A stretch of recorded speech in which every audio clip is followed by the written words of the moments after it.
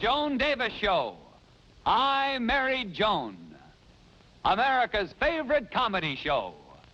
Starring America's queen of comedy, Joan Davis, as Mrs. Joan Stevens.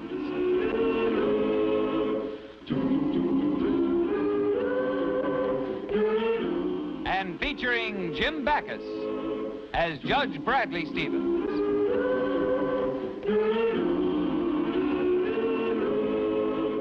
I Married Joan.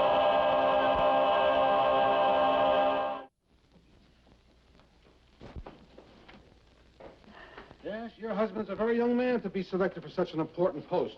But the party figures that his ability as a judge was so outstanding that the voters would pick him over any other candidate. And with Brad running for public office, you'll be expected to help. We expect you to bring in a lot of votes. Well, how's all this for helping? Oh, it's fine, Joan, fine, but it's not what I had in mind. You see, Brad is running against Judge Bennington. Oh, Brad is much more popular than Judge Bennington. Well, that may be, but voters are influenced by strange things. Now, take Judge Bennington's wife. I've seen her. She's strange, all right. Nevertheless, she's an important factor in this election. All their publicity is aimed at showing what a happy home life they've got. It's up to us to fight it. You mean get them to separate somehow? No, we'll have to fight fire with fire. You and Brad will have to show the voters that you have a happier home life, that you're even closer. That way, we'll get the sentimental votes as well as the regular. Joan, what are you doing? I'm just trying to see if Brad would look more dignified with a mustache and a beard. Huh? Oh, Walter. Sorry to keep you waiting. I was shaving. Have to look nice for my new campaign manager, you know. Maybe I'd better shave again. Joan, what is this, honey? Just an experiment, dear. I like you better the way you are. Oh, well, thank you. Oh, sit down, Walter. Sit down. Tell me, how are things going with the campaign? Well, I was just telling Joan. Bennington's making a big thing of his happy home life. Oh, is that... Surefire stuff with voters. Well, we'll match our home life against his anytime, won't we? That's exactly what you're going to have to do. From now on, Joan will be with you whenever you make a speech or meet the press. Oh, we'll show them how happy we are. Say, I'll need a complete new wardrobe, dear. A suit or two, a new pair of shoes. Joni, enough of that. Your clothes are plenty good enough. But, Brad, if you want me to make an impression, why... Brad's right, Joan. If you look too well-dressed, the women voters will be envious. Maybe one dress. Joni, let me remind you that I'm the candidate, not you, dear. Now, the idea is to cover as many districts as we can. In addition to speeches, there will have to be meetings on a more personal basis. Oh, yes. Let's see. Here's where I kiss the babies and shake hands. And don't forget, memorize names. It's flattering to a voter to be called by name. Oh, yes. Okay. Now, I'll be prepared to answer any questions about our platform. All right, Joan, you can buy a dress. Thank you, Brad. Now, I think that the issues that I raise will be very effective with the voters. All right, honey, you can buy the shoes and the handbag, too. Now, I want to bring home to all the voters my record. The fact that I have... Joni, I told you to buy a dress, the handbag, the shoes. Why are you still crying?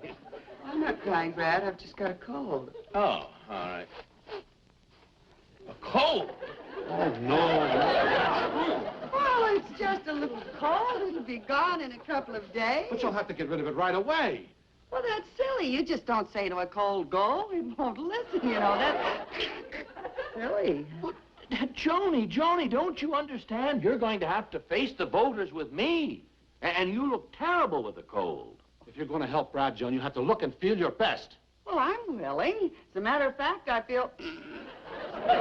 fine. Look, dear, you'd better run down to Dr. Smith and get a shot or something. No time to lose, dear.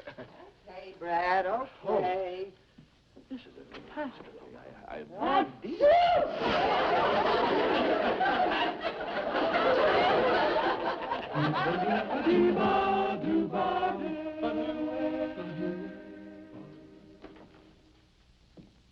A high fever?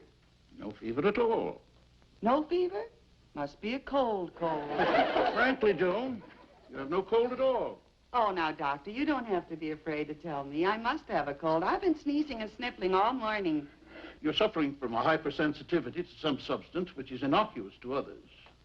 Doctor, don't say that. I'm still young. How serious is it? It isn't serious at all, Joan. You have an allergy, that's all. An allergy? How can that be? I've never been allergic before. Allergies can be pretty baffling things, Joan. You may have suddenly developed an allergy to something that you've been in contact with all of your life. I think we save time if I give you the regular allergy reaction test. Now, this isn't going to hurt, is it, Doctor? I don't want you to think I'm a coward, but I am. Doctor. What's the matter, Joan? Well, the sneezing. It's gone, and I'm not sniffling anymore. I'm cured. Doctor, you are an absolute genius. Imagine being cured of an allergy in just one visit. Why, I'll tell everyone about your new method. It'll revolutionize medicine. What new method? Oh, why, you... And then you didn't do anything, did you? That's right. You still have your allergy. Well, I feel wonderful. Well, that's because you're not exposed to whatever you're allergic to. Did you first notice this at home? Yes, this morning. Then whatever it is, it's in your house. And I think when you get back, you'll find that it'll start again. I'll come over this evening, Joan, and we'll make a series of tests. Well, you'll be wasting your time, Doctor. I never felt better in my life. I'm completely cured. Look, Joan, I'm a doctor. I should certainly know what I'm talking about. And I have never lost a patient. This one almost got away.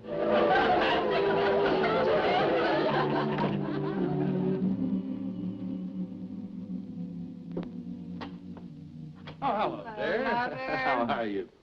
Fine. Say, let me look at you. You're all over that cold. That Dr. Smith is a magician. No, and I just feel great.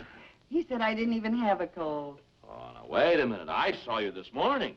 You not only had a cold, you were next door to pneumonia. I know, but he said that I was allergic to something. Isn't that ridiculous? An allergy, eh? Well, maybe you are, Joan. Oh, don't be silly, Brad. Do I look like I have an allergy to something? Don't I look the picture of health? Don't I? Joan, it's back. Oh, No. and my eyes are watering again. Oh, Joni, we've got to find what you're allergic to. You can't go through my campaign sniffling and sneezing. I know, Brad. Oh, sure. Now, look, dear, let's be very scientific about this. You go over on the sofa and sit down. All right, Brad.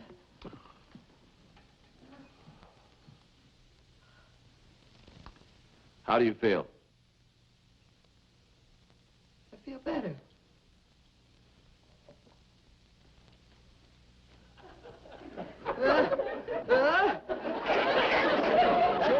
Joni, that's it. It's the flowers. Oh, Brad, it couldn't be that. I picked them and I put them in the vase. They didn't bother me then, though. Dear, it must be something else, that's all.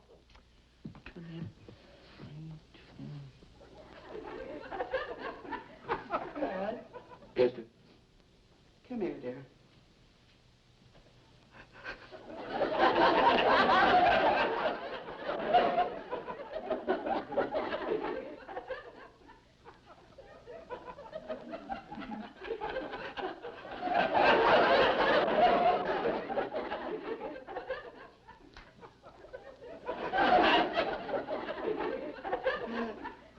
What's the matter? I know what's making me sneeze. You do? What is it? You, I'm allergic to my own husband. Oh, no, Joe!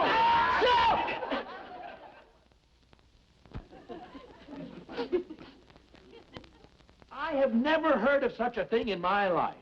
A woman allergic to her own husband.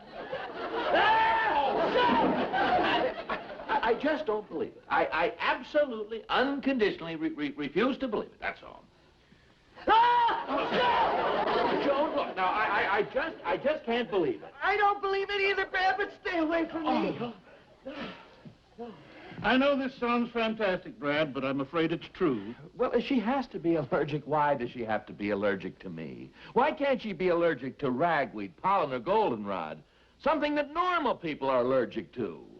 Now, Doctor, you said that you've heard of these cases before. What do they do? It's a terrible thing to contend with. I knew of one case that was so severe that the couple had to actually get a divorce. Divorce?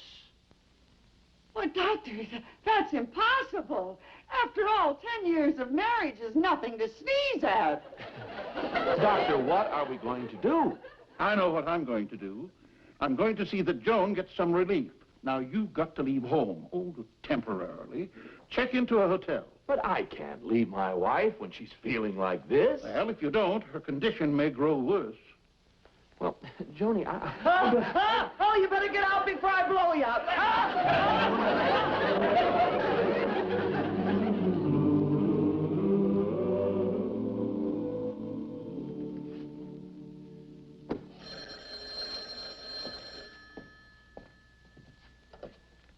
Hello? Oh, Joni, lover. How are you?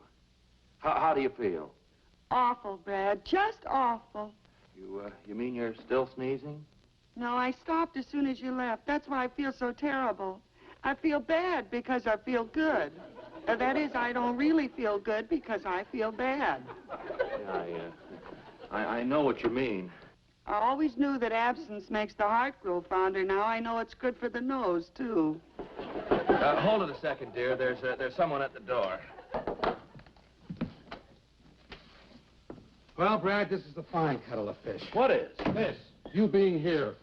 Bennington's campaign headquarters is circulating a rumor you've left your wife. They were probably tipped off as soon as you checked in here last night and drew their own conclusions. Well, evidently you did the same thing. Well, what does this look like? Well, sure, I've left my wife, but it's only temporary, not because we split up. She's allergic to me. All right, so she's... What did you say? I said she's allergic to me. I make her sneeze. Well, Brad, I don't think this is very nice of you, keeping me waiting like this. I can see the slogans now. How can the people stand Stevens if his wife can't? Yeah, I know you're right, but what am I going to do? You've got to go back home to your wife. Well, I can't do that. She'd be miserable. I'd rather withdraw from the campaign. Well, you can't do that either. You'll drag the whole slate down with you. Brad, my boy, this thing's bigger than you. It's bigger than me. Now, you've got to do this for the party. Now, pack and go home back to your wife, even if she does sneeze a little. A little. Believe me, when I get home, she'll blow her top. Brad! Brad! Oh, Brad! Joni! Well, it's about time. You've got a nerve keeping me waiting all the time like this. Joni, I'm right here. Brad, you're here. Oh, yeah. Patton came in. I left you on the phone. Oh, Brad, I'm so happy you're home, dear. I missed you so much. Well, I've been miserable, too. Well, what made you come home, dear? Patton talked me into it. He said it was for the good of the party. Bennington and his crowd have started a rumor that you and I are going to split up. Well, of all the dirty politics, why, Joni, what's the use? This house isn't big enough for both of us. Wait a minute, Brad. Maybe it is big enough for both of us. What do you mean? Well, don't you get it? As you come closer to me, I start to sneeze. But when you stay away beyond a certain distance, it has no effect. Now, the question is to find out just how close we can get together, huh? Grab that, Brad. Get it, yeah. That's it. Just spread it out there. We'll see how close you and I can. There we are. Now, fine.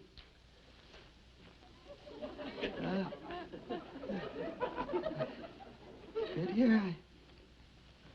Oh, no. Right here. Just the spot right there. It's 10 feet. Brad, if you don't come any closer, we can live here in the house together.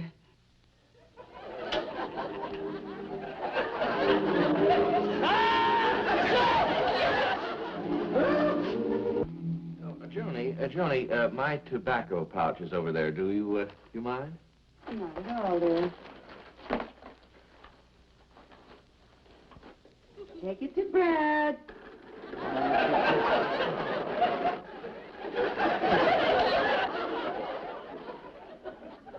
So, back to your mommy.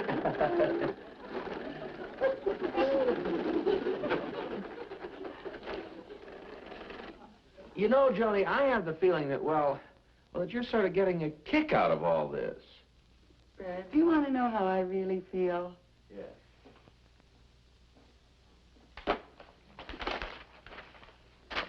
a card for you. Airmail special. Having a miserable time. Wish you were here. What is that? Some here. It's only 9 feet, and I've got a 10-foot allergy. I'll risk it.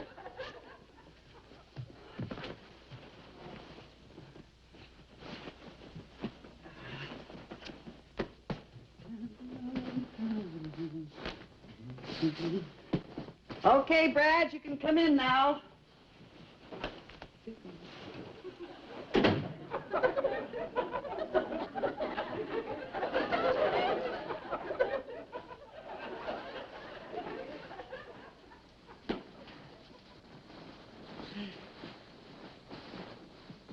Brad, can you sleep farther over in the bed, please?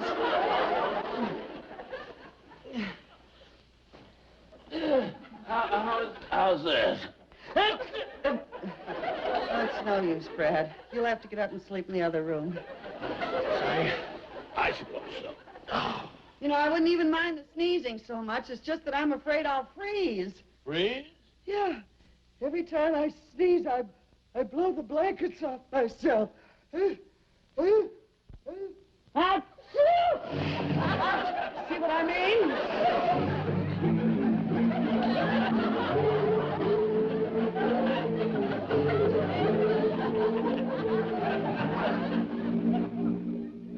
Joni, didn't Patton say what it was he wanted to see me about? No, he didn't. He just said that it was very important and that you should be here by noon. It must be something about the campaign. Yeah. Well, it's almost... I'll get it. Oh!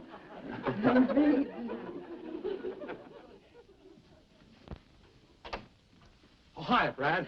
Joan. Hello. Listen, there's no time to waste. Jim Dooley will be here in a couple of minutes. Well, who is Jim Dooley? The TV reporter. He goes into important people's homes and offices and interviews them on the spot. Now, listen, Brad, here's what happened. Bennington claims that you only came back to Joan for appearance's sake, that it was a political move. Why? Naturally, I denied it and offered to prove otherwise. Then Bennington came up with the idea of having Jim Dooley visit you in your home. I had to accept the challenge. So... Oh, here he is. Hi, folks. I'm Jimmy Dooley. Right this way, please. June, put the cards right over here, please, facing the camera. Down here. That's right. Oh, don't scratch the paint there.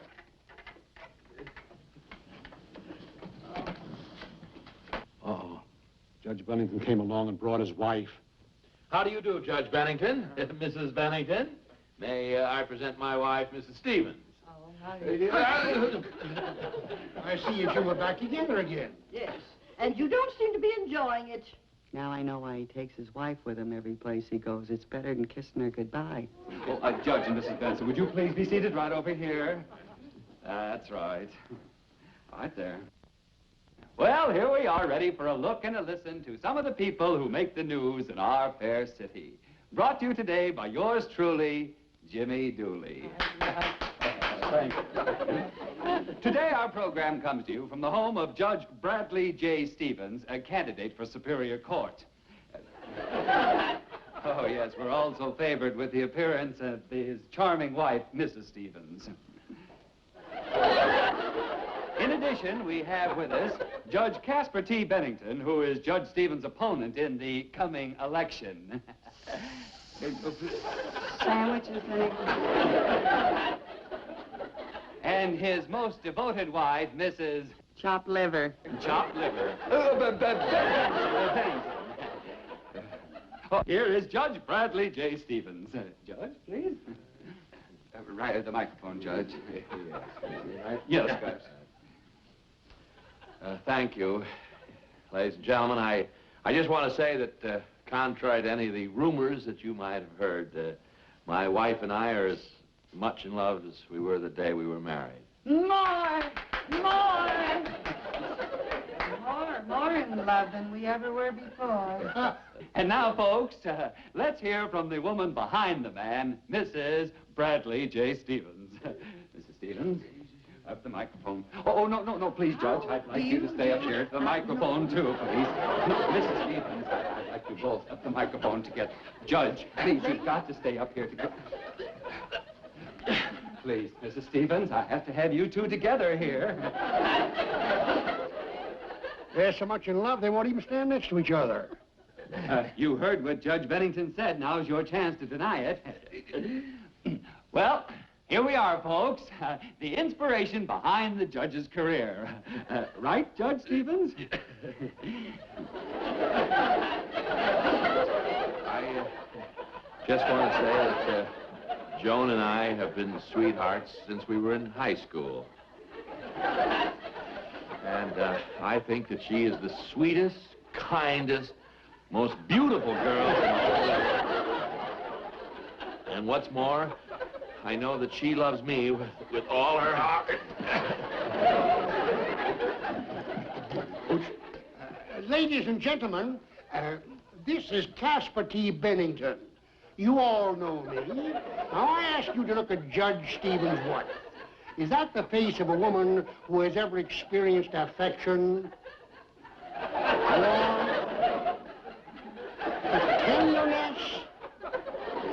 Is that the happy face of a woman in love? No, ladies and gentlemen, that's an unhappy face. As a matter of fact, it's one of the most miserable faces I've ever seen. Judge Stevens, just a moment, please. Judge Bennington. How could that woman be happy, married to a man who places his political ambition above the sanctity of his own home? Ladies and gentlemen, in me you have a candidate who knows that the institution of marriage is the very backbone of our nation. My dear? Go. Just a moment, folks. Now, when you meet my wife, whom I'm about to introduce, you'll see why I'm a happily married man. My dear wife, Matilda. Ladies and gentlemen, here you see in my wife a woman who has enjoyed the marital benefits of a long and faithful companionship. Here you see a woman whose face smiles with love and happiness. What are you trying to do, make a fool out of me? You wait till I get you home. You just wait, that's all. Wait for what, you big baboon? Oh, a baboon, am I? Oh, I'm sorry, folks. Just a little family joke between my wife and myself.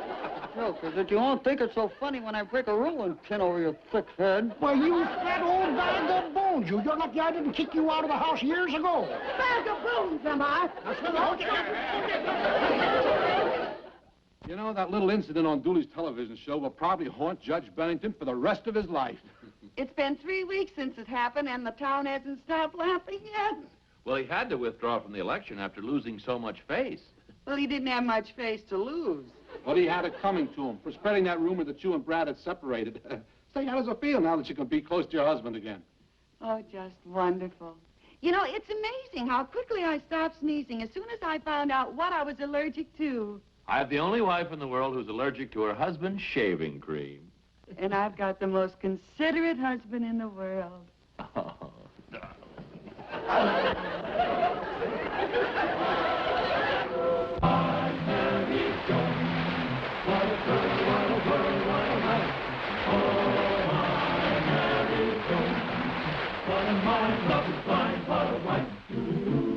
Gideon gay, all day she keeps my heart laughing, never know where her brain has gone.